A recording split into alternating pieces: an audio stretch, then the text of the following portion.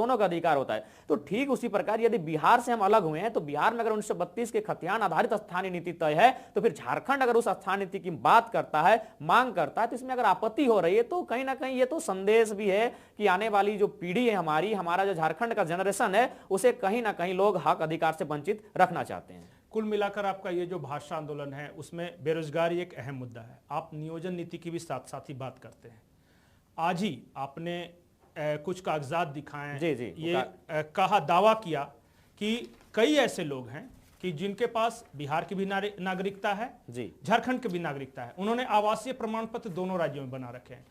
कुछ ऐसे लोग हैं जिन्होंने वोटर आई कार्ड उनके बिहार में या बंगाल में या फिर अगल बगल राज्यों के तो हैं ही, लेकिन झारखंड में भी अलग अलग जिलों में वोटर आई कार्ड बना रखे हैं।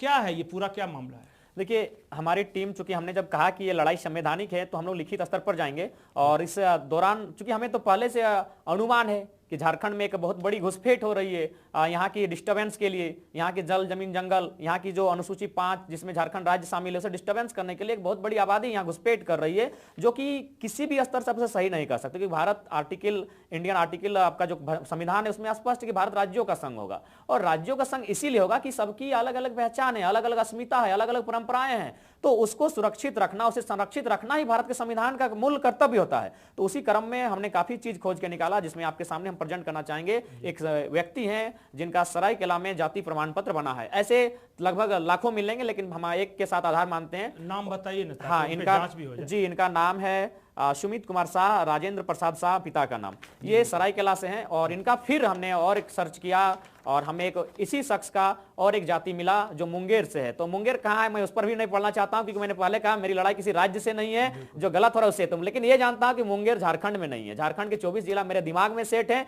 ये मुंगेर झारखंड में नहीं आता है। एक सरायकेला में, एक मुंगेर में। तो ये भारत की जनता तय करेगी, झारखंड की जनता तय करेगी और जो लोग कहते हैं कि हम लोग लड़ाई कर रहे हैं वे तय करें कि आप हमारे हक अधिकार छीन रहे हैं कि नहीं। दूसरा एक बहुत बड़ा इंपॉर्टेंट फैक्टर हमारे पास ये भी है, एक कुमारी दीप प्रेरणा नामक हमारी बहन है, उन्होंने जेपीएससी के इम्तहान को क्लियर किया था, इंटरव्यू तक गई थी और मैंने लगभग उनका सिलेक्शन होने ही वाला था, लेकिन और सबसे ध्यान वाली बात वो BC 1 से गई थी, यानी BC 1 का मामला था। आरक्षण कैटेगरी में BC 1 के में यानी नौकरी अगर किसी को मिलती तो कुमारी दीप प्रेरणा को मिलती क्योंकि BC 1 की सीट थी, BC 1 में खाली था और कुमारी दीप प्रेरणा BC 1 की थी। लेकिन एन वक्त पर एक पटना की बालिका को, एक अभ्यर्थी को वहां जादू की छड़ी घुमाते जो कि BC 2 में थी। सबसे बड़ी मजेदार की बात वो BC 2 में थी, उसका फॉर्म होता है BC 2 में भरा जाता है, एग्जाम वो BC 2 बन के लिखती है और इंटरव्यू में वो BC 1 बन जाती है। और सबसे मजेदार बात यहाँ 6 विधायकों ने अपने लेटर पैड में लिख के दिया है कि अनियमितता की जांच की जाए और कुमारी दीप प्रेरणा के साथ इंसाफ मिले। लेकिन दुर्भाग्य की बात आज भी जेपीएससी हिला नहीं है। कौन कौन से वो विधायक? हाँ जी, मैं उनका नाम स्पष्ट कहना चाहूंगा।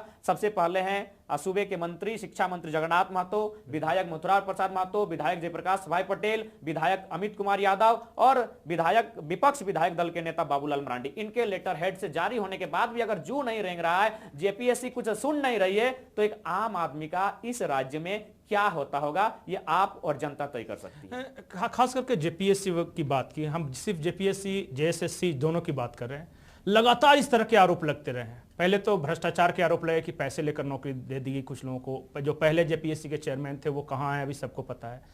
आपको लगता है मूल वजह क्या है, कारण क्या है, आखिर क्यों?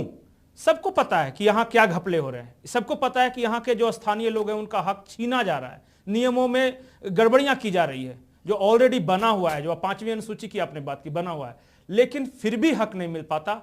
हर्डल कहाँ है, बाधा कहाँ पर है? बाधा कहते हैं ना कि जिसकी ताकत होती है वही कमजोरी होती है। हमारे जो क्षेत्र है, हमारी जो माटी है, इसके नीचे अरबों अरब खनिज संपदा छिपी है और एक इंसान से क्रूर कोई नहीं होता है, एक इंसान से लोभी कोई दूसरा नहीं होता है। वह आज की नहीं आने वाले 100 सालों की सोचता है और इसी क्रम में वह वर्तमान के अन्य पीढ़ियों का हक को खाने का काम करती है। तो हमारी जो खनिज संपदा हमारी धरती के नीचे छिपी है, यही मुख्य कारण है। आप अगर अंदरूनी रिपोर्ट की बात करें, तमाम जितने भी अधिकारी आते हैं, एक छोटा से पद से लेकर बड़े पद तक, वो यहाँ की खनिज संपदा को देखकर यहाँ आकर्षित होता है। तो वे लोग कतई नहीं चाहेंगे कि यहाँ के लोगों का उत्थान हो। अगर यहाँ के लोगों का उत्थान होगा तो फिर उनके रास्ते धीरे धीरे बंद हो जाएंगे। तो ये सबसे मुख्य कारण, यदि झारखंड के हित में नियम ना बनते हैं, झारखंड के लोगों के लिए अगर कुछ कानूनी प्रक्रिया नहीं होती, विधेयक नहीं बनता है, तो इसमें सबसे बड़ा बाधा है हमारी खनिज संपदा जो होनी चाहिए थी हमारी शक्ति। और यहाँ के नेतृत्वकर्ता क्या करे जिन्होंने भी आज तक झारखंड का नेतृत्व किया? मैं किसी पार्टी पॉलिटिक्स में नहीं पढ़ना चाहता। यहाँ के नेतृत्वकर्ताओं की बात आज ना सही, लेकिन 15-20 साल बाद रिपोर्ट सामने आएगी।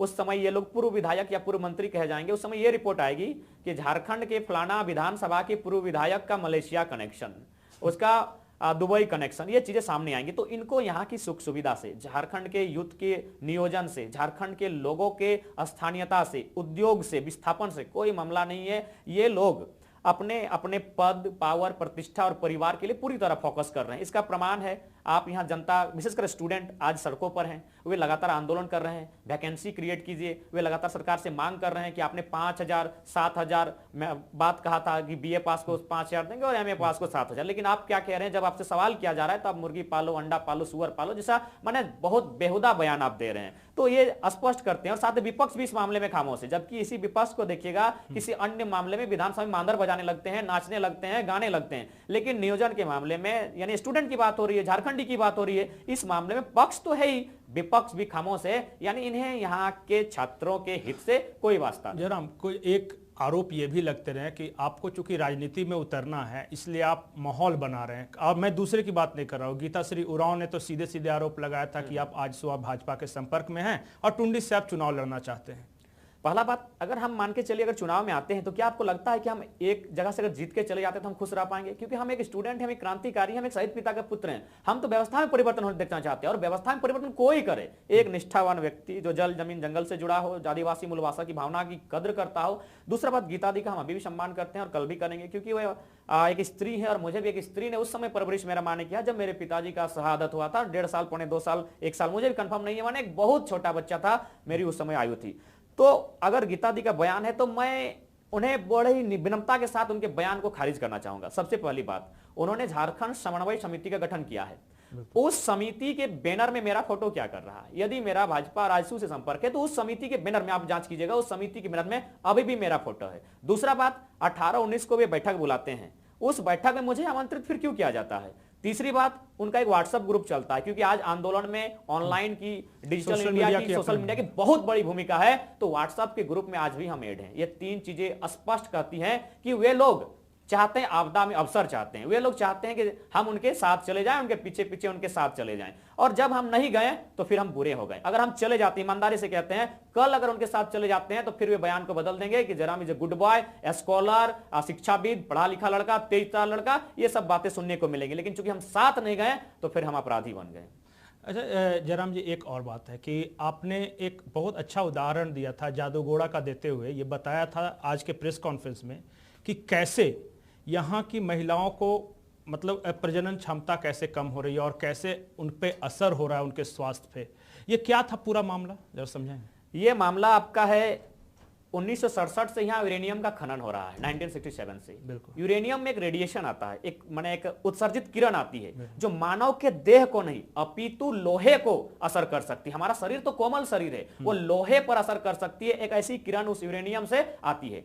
तो चूंकि वहां 7 गांवों के सर्वे का रिपोर्ट है, वहां के लगभग 47% महिलाओं को यौन क्षमता का आभास ही नहीं होता है। यानी इससे पहले हमारी जादूगोड़ा जो उसके आसपास के एरिया, जी जादूगोड़ा के आसपास के 7 गांव की रिपोर्ट है। इससे पहले हमारी धरती बंजर होती थी, अब मां की कोख भी बंजर होने लगी। एक बात सीधा है, दुनिया में टेलीविजन, टेलीफोन, कपड़ा रहे या ना रहे, दुनिया में 2 चीज का होना आवश्यक है, एक भोजन का, दूसरा यौन का। यही सृष्टि का निर्माण करती है, एक भोजन, दूसरा यौन। लेकिन वहां यौन क्षमता को अनुभव नहीं कर पा रहे कि यौन क्षमता, तो समझ सकते हैं क्या दुर्भाग्यपूर्ण स्थिति, कितनी अमानवीय, कितनी क्रूरता के साथ, कितनी भयावह स्थिति है उन गांवों के लिए कि वहां की महिलाओं को यौन क्षमता का आभास नहीं हो रहा है। तो मेरा यही प्रश्न है कि चंद लोगों को, मुट्ठी भर लोगों को करोड़पति से अरबपति, अरबपति से खरबपति बनाने के लिए आप इतने क्रूर हो जाएंगे, इतने क्रूर कि वहां के लोगों को रेडिएशन से क्या प्रभाव पड़ रहा है। रेडिएशन का उदाहरण हम देना चाहेंगे, क्योंकि जनता सुन रही है, जनता देख रही है। ये रेडिएशन एक प्रकार से वही रेडिएशन होता है जो 1945 में अगस्त के महीने में अमेरिका ने जापान में एक परमाणु बम डाला था, उसके रेडिएशन से जो हिरोशिमा और नागासाकी में आज भी वहां के लोग अपंग, आज भी वहां के लोग विकलांग, दिव्यांग पैदा होते हैं। वही स्थिति आज झारखंड के जादूगोड़ा, जहां यूरेनियम के रेडिएशन से हो रही है, वहां की महिलाओं के गर्भ तक नहीं ठहरता है। 30% महिलाएं गर्भ धारण नहीं कर पाती हैं, 47% महिलाएं, उन्हें आभास ही नहीं होता कि यौन क्षमता क्या है। तो कहीं ना कहीं बहुत ही चिंताजनक विषय है। अब चंद मुट्ठी भर लोगों को अमीर बनाने के लिए इस तरह का अमानवीय और क्रूर व्यवहार नहीं कर सकते। झारखंड के जब परिप्रेक्ष्य में चारों तरफ देखता हूं, कोयलांचल है, वहां से कोयला निकाला जा रहा है, अंधाधुंध निकाला जा रहा है, जितना वैध है उससे ज्यादा अवैध है। अगर मैं संथाल की बात करूं तो पाकुड़ वगैरह जैसे जिलों की बात करें, पत्थर जा रहे हैं, बांग्लादेश जा रहे हैं, बिहार जा रहे हैं, बालू गंगा नदी से लेके पूरी उधर जो बराकर है, बहुत सारी ऐसी नदियां हैं जो बिल्कुल बालू का ये हो रहा है। पलामू में वही हाल देख रहे हैं, रांची में ही देख रहे हैं, जहां जो माइंस है। अगर मैं कोल्हान की बात करूं तो जो लौह अयस्क का जो वहां से खनन है, हिसाब किताब नहीं कि कितना खनन हो रहा है कितना ये नहीं, तो चारों तरफ एक निराशा भरा वातावरण लगता है। अब सवाल तो ये पूछेंगे ना कि इतने सारे खनन, इतने दिनों के खनन के बाद यहां के लोगों को क्या मिला? यहाँ के लोगों को, जहाँ तक मेरे हाथ में जो आंकड़े आए हैं, चाहे हंगर इंडेक्स के आंकड़े हों, एजुकेशन के आंकड़े हों, कुपोषण के आंकड़े हों, एम्प्लॉयमेंट के आंकड़े हों, उसमें झारखंड तमाम भारत देश में उसका पीछे से रैंक मिला है। कहीं 4 है, कहीं 3 है, 4-3 माने मिनिमम, कहें अगर मैक्सिमम तो 4 और 3 रैंक को झारखंड ने हासिल किया हर विभाग में। तो झारखंड को मिला है पिछड़ापन मिला है। इसके सिवा झारखंड को विस्थापन मिला है, कुपोषण मिला है, पलायन मिला है, और अंततः कहीं कहीं गोलियां भी मिली है जमीन के मामलों में। आपकी उम्मीद कहाँ पर जाकर टिकती है? क्योंकि आपने कहा कि जनप्रतिनिधि आप देख रहे हैं कि अपने स्वार्थ, अपने पद, अपने पैसा, अपना परिवार, सिर्फ उसका पेट भरे, लोगों का मतलब नहीं। ब्यूरोक्रेसी से आपकी उम्मीद है, आपको यहाँ जो जुडिशरी से है, कहाँ पे जाके आखिर आम इंसान करे तो क्या करे? एक आम झारखंडी क्या कर सकता है? आम झारखंडी अभी एकजुट होने का समय है। उन्हें एकजुटता के साथ इस लड़ाई को, इस आंदोलन को तेज करना होगा।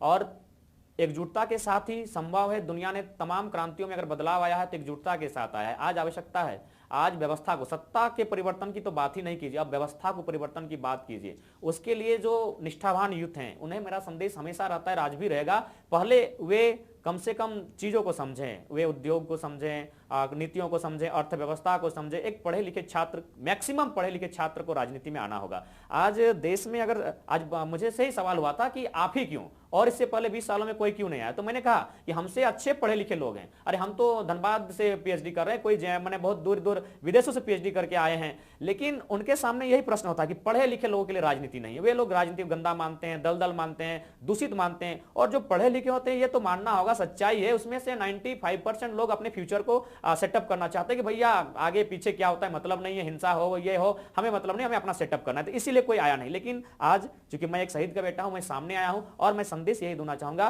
कि कम से कम सीधे बताइए ना कि आप राजनीति में आ रहे हैं या नहीं आ रहे हैं, आप चुनाव लड़ेंगे या नहीं लड़ेंगे? देखिए, अभी हमारा मूलतः जो फोकस है, मान्यवर, हम यही कहना चाहेंगे, हम लोग क्रांति को जन क्रांति बना चुके हैं। अब सिर्फ झारखंड राज्य के बृहद कोने कोने तक लेकर जाना है। हमारा अभी राजनीति के बारे में सोच भी नहीं पाए हैं। अभी हम लोग रात दिन सोते जागते। तो आप बीजेपी या आजसू से या किसी भी विधानसभा क्षेत्र से विधानसभा चुनाव नहीं लड़ने वाले हैं?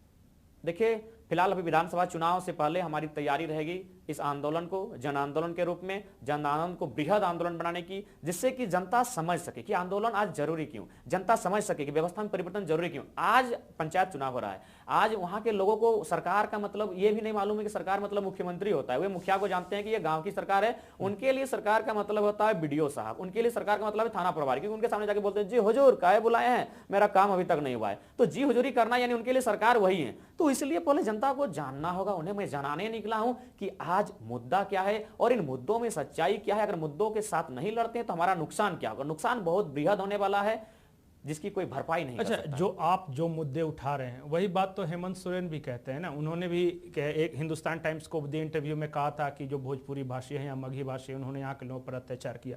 जगन्नाथ महतो उसी तरह की बात कर रहे हैं कि 1932 का खतियान लागू होगा। फिर आप में उनमें डिफरेंस कहाँ है, अंतर कहाँ? डिफरेंस यही है कि वे लोग बात करते हैं, बात को धरातल में लेके नहीं आते हैं। हम लोग जो बोलते हैं हमारा बैकग्राउंड भी वही है। हम लोग किसान की बात करते हैं, हम किसान का बेटा है। हम उबड़ खाबड़ घर में रहते हैं, मेरा भी बैकग्राउंड वही है। उनका इसलिए नहीं है कि आदरणीय हेमंत बाबू की अगर बात करें, अगर वे बात कर रहे हैं इस तरह का, तो उनके वे तो खुद सीएनटी का उल्लंघन कर रहे हैं। मान्यवर खुद सीएनटी का उल्लंघन कर रहे हैं। सीएनटी का कानून है, एक आदिवासी भी उसी आदिवासी का जमीन तभी लेगा जब वो उसके थाना क्षेत्र का हो। खैर हालांकि उस समय थाना क्षेत्र एक बृहद होता था, लेकिन अगर उसको भी मान लिया जाए तो आदरणीय मुख्यमंत्री के अलावा तमाम जो आदिवासी नेता भी अगर उनको मान लिया जाए, अथवा जो सीएनटी के नेता हैं, वे लोग भी अपने थाना क्षेत्र से बाहर जमीनें खरीद रहे हैं। अगर विधायक भी हैं तो थाना क्षेत्र से बाहर जमीनें खरीद रहे हैं। तो इसलिए सबसे पहले अगर सीएनटी का कोई उल्लंघन कर रहा है तो हमारी भावनाओं को बहका के, आदिवासी मूलवासी भावनाओं को भड़का के, बहका के, इमोशन के साथ खेलकर सत्ता में बैठे लोग कर रहे हैं। एक और, चूंकि ब्रेक लेना है, ब्रेक के बाद हम आपसे कुछ पर्सनल इश्यूज पे बात करेंगे कि आपका नाम टाइगर कैसे पड़ा वगैरह। लेकिन अंतिम सवाल जो ब्रेक से पहले, कि आपके आंदोलन के दौरान कुछ नेताओं का घेराव हुआ, आरोप ये लगा कि आप जानबूझकर किसी एक पार्टिकुलर दल या किसी एक पार्टिकुलर विचारधारा के लोगों को टारगेट कर रहे हैं। मैं उदाहरण दे रहा हूं कि रविंदर राय का जब घेराव हुआ तो उन्होंने कहा कि वो तो बिल्कुल हिंसक नहीं थे, वो लोगों से बातचीत कर रहे थे, लेकिन चूंकि पहले से प्री माइंडेड थे कि इनका घेराव करना है, इनको भगाना है, उन्होंने ये कहा कि अगर मैं वहां से नहीं भागता तो मेरी मौत भी हो सकती थी। मैं उस सवाल का बहुत ही लॉजिकली, चूंकि मैंने पहले कहा कि पहले लोगों को तीर से डर लगता था, अब सत्ताधीशों को मेरे तर्क से डर लगता है। मैं लॉजिकली, और इसीलिए जनता आज मुझे सुनती भी है। रविंद्र राय की बात करते हैं। वे जा रहे थे रांची से धनबाद। हमारी मानव श्रृंखला थी आपका पूर्व दिशा में। अगर आप रांची से धनबाद जाएंगे तो आपको पश्चिम दिशा से जाना होगा, यानी आप जब वाहन चलाएंगे जाहिर सी बात लेफ्ट साइड से चलाएंगे।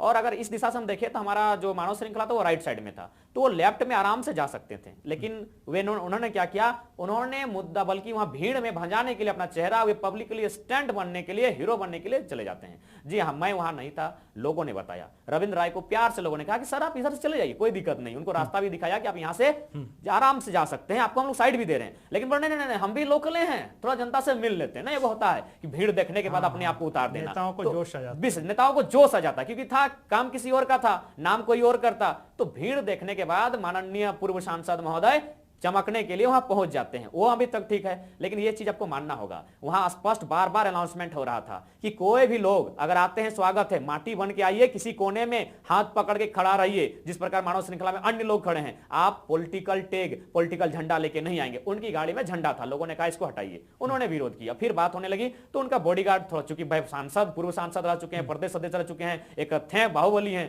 तो उन्होंने थोड़ा सा दबंगगिरी दिखाया, जैसा लोग कह रहे हैं कि उन्होंने थोड़ा सा हवाई फायरिंग भी करने का प्रयास किया। मैं ये लोगों की कई बात कह रहा हूं, तब लोग थोड़ा सा आक्रोशित हुए।